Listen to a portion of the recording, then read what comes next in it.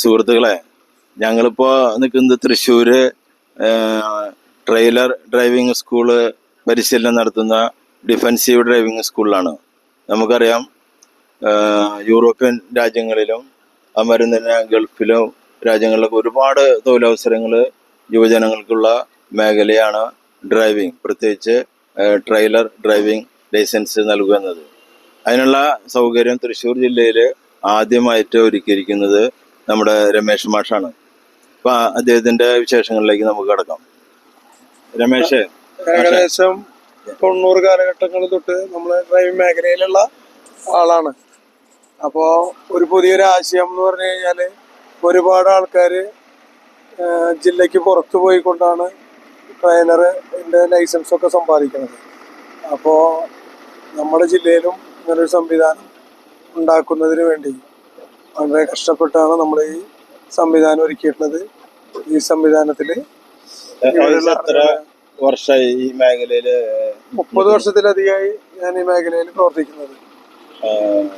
ഇപ്പൊ നമ്മള് പുതുതായിട്ട് പരിശീലനത്തിന് വരുന്ന ട്രെയിലർ ലൈസൻസ് എടുക്കാൻ വരുന്ന ആളുകൾക്ക് ഇപ്പൊ ഒരു ഹെവി ലൈസൻസ് ഉള്ള ഒരാളാണെങ്കിൽ നമുക്കത് എങ്ങനെയാണ് അവർക്ക് ട്രെയിലറിന്റെ ലൈസൻസ് എടുത്തു കൊടുക്കാനായിട്ട് സാധിക്കുക? ഹെവി ലൈസൻസ് ഉള്ള ആളുകൾക്കാണെങ്കിൽ സാധാരണ നിലയ്ക്ക് നമുക്ക് അവർക്ക് മറ്റു പരീക്ഷകളൊന്നുമില്ല, ഡയറക്റ്റ് ഡ്രൈവിംഗ് ടെസ്റ്റ് കൊടുക്കാം. ഹെവി ഉള്ളവർക്ക് നേരിട്ട് ലൈസൻസ് ലേണേഴ്സ് എടുത്ത് ഒരു 30 ദിവസത്തിന് ശേഷം നമുക്ക് ടെസ്റ്റ് കൊടുക്കാനുള്ള ഒരു സംവിധാനം ഉണ്ടാവും. 30 ദിവസത്തിന് ശേഷം. ഇപ്പൊ നമ്മുടെ മക്കളൊക്കെ അവരൊക്കെ ഇപ്പൊ ലൈറ്റ് മോട്ടോർ വെഹിക്കിളിന്റെ ലൈസൻസ് ആണ് ഉണ്ടാവുക.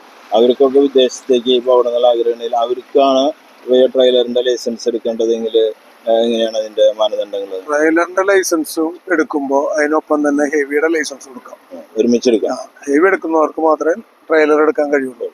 ഇങ്ങനെയുള്ള ആളുകൾക്ക് രണ്ടും കൂടെ ഒരുമിച്ച് ഒരേ ദിവസം തന്നെ ടെസ്റ്റ് കൊടുക്കാനുള്ള സംവിധാനം ഉണ്ട്.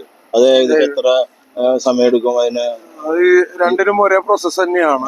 അതിൽ ബാഡ്ജ് എന്ന് പറഞ്ഞൊരു ടെസ്റ്റ് ഉണ്ടാവും, അതായത് അഡീഷണൽ ആയിട്ട് ഹെവി. അതിപ്പോ RT ഓഫീസിൽ സാധാരണ കമ്പ്യൂട്ടറൈസ്ഡ് ടെസ്റ്റ് ആണ്. പിന്നെ എത്ര ദിവസത്തെ പരിശീലനമാണ് നമ്മളിവിടെ ഉദ്ദേശിക്കുന്നത്? ഇവിടെ കൊടുക്കുമ്പോഴാണ് നമുക്ക് ഇത് എത്ര മണിക്കൂർ അല്ലെങ്കിൽ എത്ര മിനിമം ഒരാൾക്ക് 5 മണിക്കൂറെങ്കിലും പ്രാക്ടീസ് ചെയ്താലാണ് ഇതിന്റെ ഒരു ഏറ്റവും കുറഞ്ഞത്. സ്റ്റുഡൻസിന്റെ കഴിവിനനുസരിച്ച് അതില് കൂടുതലും കുറവൊക്കെ വ്യത്യാസം വരാം. പിന്നെ കാറുമായിട്ട് ബന്ധപ്പെട്ട വണ്ടിയായിട്ട് ബന്ധപ്പെട്ട ആളുകളാണ് ഇതിന്റെ ഡ്രൈവിങ്ങിന് വരുന്നത്. ഏകദേശം 5 മണിക്കൂറോളം. 5 മണിക്കൂർ ഉണ്ടെങ്കിൽ നമുക്ക് കൈകാര്യം. ഇന്ത്യൻ ട്രെയിലർ ലൈസൻസ് എടുത്തു കഴിഞ്ഞാൽ ഏതെല്ലാം വിദേശ രാജ്യങ്ങളിലാണ് ഇതിന്റെ ഡയറക്റ്റ് വാല്യൂ നമുക്ക് ലഭിക്കുന്നത്? ഇന്ത്യൻ ലൈസൻസും ഇതിനൊപ്പം തന്നെ ഇന്റർനാഷണൽ ഡ്രൈവിംഗ് പെർമിറ്റും ഉണ്ട്. ഇന്റർനാഷണൽ പെർമിറ്റ് എടുത്തു കഴിഞ്ഞാൽ 1 വർഷക്കാലം വിദേശത്ത് ഈ ലൈസൻസ് വെച്ച് നമുക്ക് വണ്ടി ഓടിക്കാൻ സാധിക്കും. അവിടെ ചെയ്ത് കഴിഞ്ഞാൽ വിദേശ ഏത് രാജ്യങ്ങളിലായാലും യൂറോപ്പ് പോലുള്ള രാജ്യങ്ങളാണ് ഇത് കൂടുതലായിട്ടും തൊഴിൽ സാധ്യത കൂടുതലുള്ളത്.